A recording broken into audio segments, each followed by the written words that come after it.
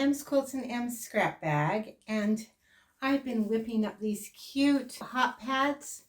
I think they'll make fun gifts with maybe some recipes, baking pans, those kind of things, just kind of a combo with that homemade extra special touch. And I had someone ask me how to bind these small projects. So today I'm going to show you how to do that. Thanks for watching my video. Remember to like and subscribe. All right, let's get started. To put a binding on a small project, you're going to need your binding. This is my Quick Win hot pad. You just need a width of fabric for the binding. What you're going to start with here, my binding, I usually cut at 2 1/4, but I found with thicker things like the hot pad where I have the batting and the Insulbrite in there, that I like it to be closer to 2 1/2. We're going to start, I'm going to want to leave a long tail, and I'm just going to start sewing right here and go to the end. When I get to that end, I'm going to lift up my foot. I'm going to pull this back. Sometimes I need to undo a stitch because I just want it to come back about 1/4 so that I can flip that binding. So I'm making it so it's straight with my edge, and I'm folding it back. So this part right here is straight with the edge. And I'm going to put it back under that presser foot, and I'm going to start sewing again. And I'll do that with all 4 corners. Get back to that final corner. You're just going to sew, I just sew a little bit. I want to leave as much room in here as I can. Just makes it less difficult when I'm putting the 2 ends together. So I'm just going to sew a little bit here. I'm going to fold these back on each other. I'm going to leave me a 1/2 inch space right here. And then because this is the 2 1/2, I'm going to go to the 2 1/4. And I'm going to cut. I'm going to go over on this side, and I'm going to do my 1 1/4 and make my little cut here. I'm going to cut it straight across there on both of those. And here is my bottom one here.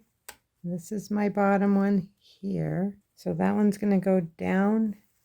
This one's going to go up in this corner. I'm going to pin that in place. This can get a little fiddly, but it's more accurate. We're just going to draw our line, and we'll just take it to the sewing machine, and we're just going to sew on that drawn line. And then you can pull that, see how that fits in there, and trim your seam allowance. And then you're just going to sew that shut. It's going to look like this. And I'm going to press, I like to press it away from what I'm binding.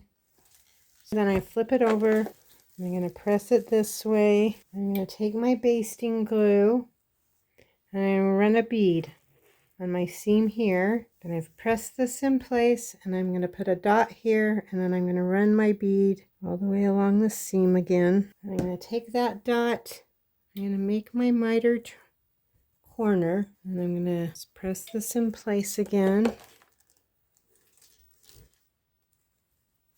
I'm going to turn it, and I'm going to repeat that process all the way around my quilted object. This is our hot pad. You can do it with the table topper or the table runner of the Quick Win patterns. With this final edge, I'm going to put a dot here.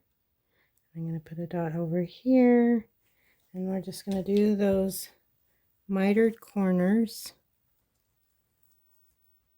And then we're going to take this to the sewing machine, and we're going to stitch in the ditch all the way around. So I'm going to start it there.